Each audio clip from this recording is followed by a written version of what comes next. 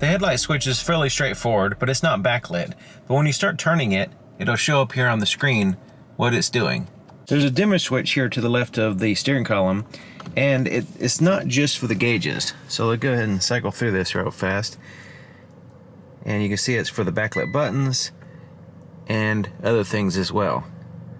Under setup, you go to vehicle, and then you can go to lights here.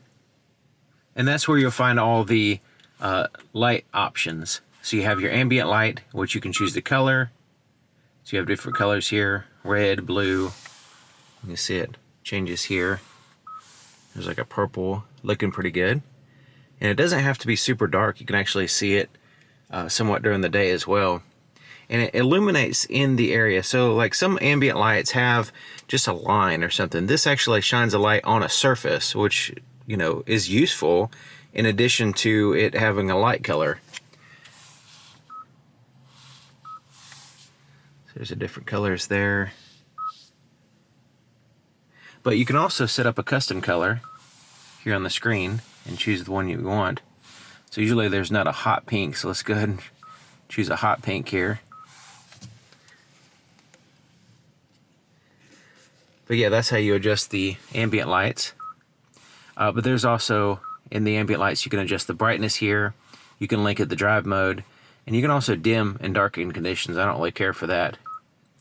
You also have headlight delay, high beam assist, which is your automatic high beams, and then your turn signal, stuff like that. So there's other options in the under the light settings. When there's a device charging in the wireless charger, it has this little status light, which is kind of cool. Kind of steps through showing you that it's charging. When you walk up to the vehicle with the key, it has the full proximity key system, and it'll sense the key at a certain point, and it'll just illuminate these little handles right here. And there's no other lights to turn on or anything. When we hit the unlock button, now we have the interior lights on and the exterior lights, headlights, tail lights, and all that stuff will now illuminate. When you have the headlight switch in the complete off position, you still have these exterior lights on. And they're only here in the front. There's no tail lights on or anything like that. Now, if you want these lights to turn off, you will have to engage the parking brake. Now I have the parking lights on, and it's the headlight switch in the parking lights position. And it's basically these same white lights here in the front. And they're reflector LEDs, looking pretty cool. More of an accent light than anything else. Not really, I mean, they alert other vehicles to see you, but they're not helping you with visibility or anything. There's a little tiny side marker, amber here, and that's just too small. I think it needs to be larger and brighter. It's a little bit bright from a distance, but I think it'd be better if it was a little bit larger and brighter and more visible to other vehicles. The tail lights wrap around to the side of the vehicle, and they have a pretty cool design. So they're accent lights and tail lights, very distinct looking. Looking really nice, and it goes all the way across the vehicle from one side to the other. Nice deep red glow. Looks really good. Tag lights are also on now. The turn signal here on the front is amber in color, and it basically takes those upper white lights and turns them amber and flashes them, of course. And they're a little bit brighter than the white lights, so hopefully you can see that. You can see the color. The brightness kind of blows out the camera a little bit, but it is a nice deep amber color. There's also a turn signal indicator here on the side mirrors, amber in color. It's visible from the front, the side, and the back. And it's quite bright this way. You can see it pretty good. And it has a non-LED, just a halogen bulb there, amber in color turn signal, but it's in this very low position and it's not LED. Kind of interesting. Now the third brake light is at the top of the glass LED strip, and the reverse lights are in the bottom part on the bumper next to the turn signal. Okay, so let's go ahead and turn on the low beams there. Of course, we're going to look at it going on a dark road and see how they perform. But now the accent lights are still illuminated, but right in here is the headlights. And it's a quad projector. So you have two for your low beams and then two for your high beams, which are down here. You can see the low beams are here at the top, and there's the high beams at the bottom. So it's 2 projectors on each side. Looking pretty cool, and it kind of goes along with the accents, I guess, of the lights here in line. So I'm going to step back here a little ways and see where the cutoff is. It's about, oh, it's quite low.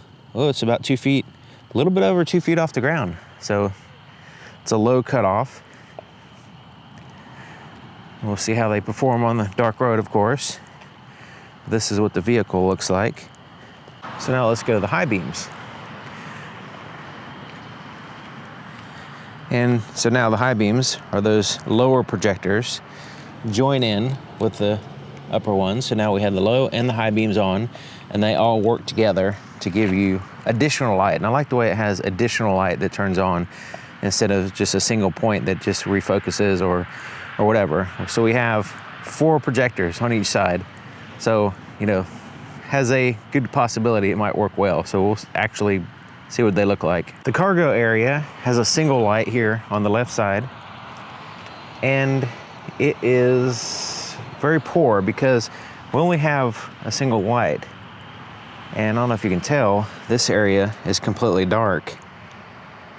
It just doesn't have enough brightness, the location of it. This case being here just basically blocks and makes a big shadow to the right. It's just not good, especially with a black interior if there's no light bouncing around. It's just a poor design. I'm not sure what's going on. If they were to, at the very least, if you're gonna have a single light having the top center, you know, shining down, but for some reason it's on that one side and there's no other light back here. Crazy. Now there is a backlit button for lowering the power lift gate. The back door doesn't have any approach lights. It doesn't have any puddle lights or anything. No pocket lights. The only lights we have are for the window and the heated seats back here are backlit, these buttons. So the back seat lights are just a single light on each side of the sunroof, and they tend to work well. They seem to work well here. So light in the floorboard, the light in the seats, and we have a light interior, which really helps out with, you know, just getting in and seeing everything. There's 2 USB-C ports here that are backlit. So yeah, this is adequate light here in the back, especially with the light interior. I don't know if you can tell, I have the ambient light set to pink right now. And it's in the door. I don't know if you can see that in the door over there. But when I open this door, that light goes out. So there is an ambient light that'll shine in here, and I'll show you that soon. But there's no puddle light or approach light or anything like that. Just some backlit buttons here and here. No floorboard illumination. And then lights here in the front are just coming from that center part right there. Just the reading lights basically turn on. Okay, so I have the door open, interior lights are on, so you can see what it looks like here. I'm gonna shut the door, interior lights instantly go out, no fading or anything. And you can see the ambient lights there in the pocket and the door and here. Looks pretty cool, those ambient lights. We're still with some in the floorboard, but yeah, these lights here are kind of cool. They illuminate the bottle of water or whatever. So there's backlit buttons here on the steering wheel. To the left of the steering wheel, there's that dimmer switch. I'll go ahead and cycle it again so you can see what it looks like. Might be easier to see now. So yeah. There's full blast. So yeah, the gauges look good, day or night. And then we have all the backlit buttons here. The shifter is illuminated.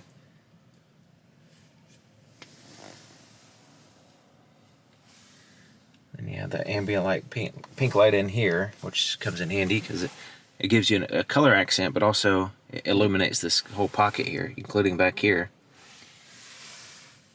These are all backlit. The cup holders are not backlit, and this center console is not backlit. So if I turn on the interior lights here, that helps out. You can actually see in there. So, and the cup holders here. So you do rely on the interior lights for this area. While we're at it, look at the glove compartment. It does have a light in it. That's nice. But yeah, no floorboard illumination or anything. So up here is a button to turn on the interior lights, and it's backlit, which is very generous of them. Some manufacturers don't even do that. But we had the individual reading lights here and here, and then the visor has a light that turns on manually like there, and you got the mirror there. But yeah, if you accidentally leave this light on, it's a little bit shining in my face too much. It should be, I guess that's the point of this light, but it's a little bit too harsh. But it will turn off if you accidentally leave it on by push that button by closing the visor. So let's kind of go through some colors here in the ambient color. So there's pure white, or polar white, sorry. That's moon white. And then this is ice blue. Then you have ocean blue, much deeper.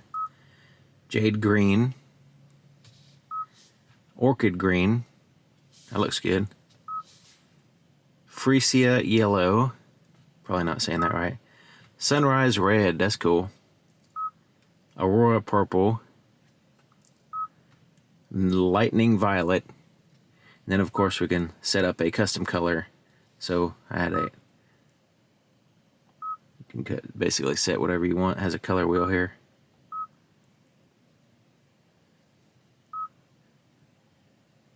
We'll go with the yellow, see what that looks like. So yeah, pretty cool. So let's go back out and let's choose the violet. That looks good. So there's the headlight pattern on a fence. I don't know if you can see that cutoff there. And there's a little spot that's supposed to line up with the oncoming lane. It's like a little shadow or a notch. There's the high beams, there's the low beams. So we'll see how that goes. The reverse noise is a little obnoxious. It's a little loud. It's a little bit like screaming to everybody in the parking lot. Hey everybody, I'm driving a hybrid.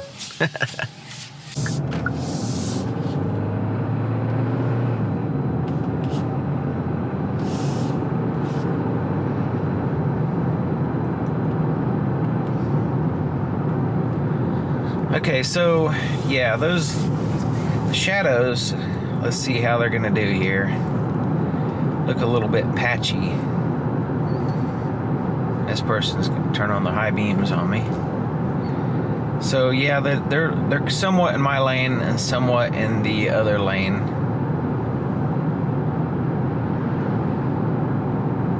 Yeah, and I guess at a far distance they line up eventually on the oncoming lane, but for the most part they're basically half and half. Yeah, on the sides of the road, I mean, like the cutoff is really low, so it gives me a little bit limited visibility there on the sides, but I can see the ground. I can't just, maybe if it's a deer there, I might not be able to see them, but I'll at least see their legs or something like that. And you know, the brightness is okay. Yeah, so far, these low beams are a little bit mediocre, I guess. Not impressed. They're probably, you know, in the adequate range, I guess, but they're certainly not impressive so far. I mean, the shadow part not lining up properly could potentially be a problem. We'll see as we go.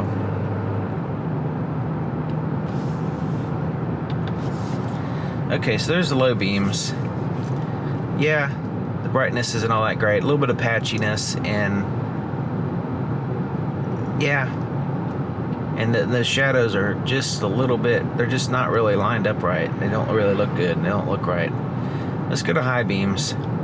Yeah, even with the addition of those two lights, the brightness, I mean, yeah, I can see the trees in the distance, and the distance is definitely improved. But once again, it's just not really super bright.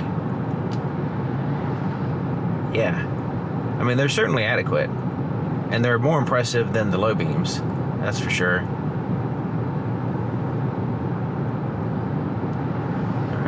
Okay, so yeah, see, this is a more challenging road because the trees are quite a ways off the road, and so it's a little bit more challenging.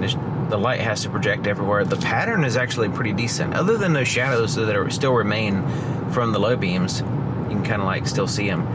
Yeah, the light is spread out pretty good, so it's evenly distributed, and I can see okay on the side of the road now. I can see the trees in the distance. The distance on the road is adequate. I think the brightness, if it was just a little bit brighter, it'd be a little bit better, especially the high beams, you know. But yeah, as it is, and also the cutoff is kind of still there, so the high beams don't really overpower. They just kind of like add to the top of the low beams. So yeah, right here where the guardrails and the trees are real close, I mean, it's still not that impressive, you know. But yeah, it's in the adequate range, and you know, I think most people would be satisfied with these headlights. It's just they're not, considering there's like four headlights here, there's 4 projectors. I was expecting to be a little bit better, but yeah, it's okay. It could certainly be better, like the trunk. So I guess, you know, I mean, it's not that bad. It's not as bad as the trunk. The trunk area is just not good at all. It's just poorly designed. I don't know. I would love to hear the justification of somebody who designed that and said that was, you know, that's good enough type thing. But these headlights are fine. I mean, they're not unsafe, and they're adequate. They're just not like excellent, you know. They're in the mediocre, adequate range. So yeah, let me know what you think in the comments about some of the things. Like, to you, you might see this video and think, wow, these are really bright headlights. Part of the issue with that is the camera.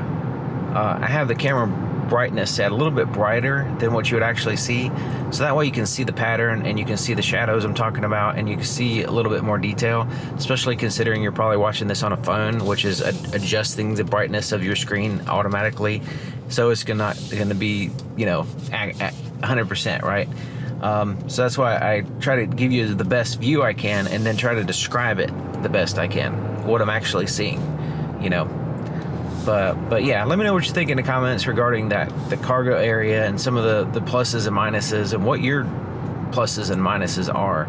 Is the cargo area light? Is it adequate for you? Maybe it's adequate for you. Maybe it's not a big deal to you. See, I live in the middle of nowhere where it's like super dark. There's no street lights, and so if I'm using a vehicle and I have equipment in the back, if I can't see good, it's just a huge problem. Because I need 2 hands to get my equipment ready, and if I don't have, like, if I need to try to hold up a flashlight with one hand, it just doesn't work, right? So the vehicle has a light, why not position it in a place that makes it work for the user, right? It doesn't, or the brightness or whatever, right?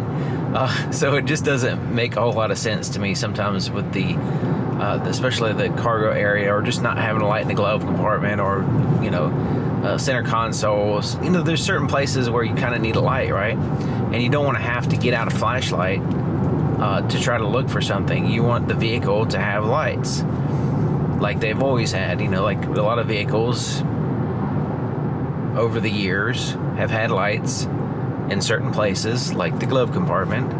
And, you know, like a modern vehicle sometimes doesn't even have that. So, but most people don't know. They don't know because they don't buy vehicles at night. They usually buy them during the day. So they kind of like, it doesn't affect the bottom line of the manufacturer to skimp on the lights.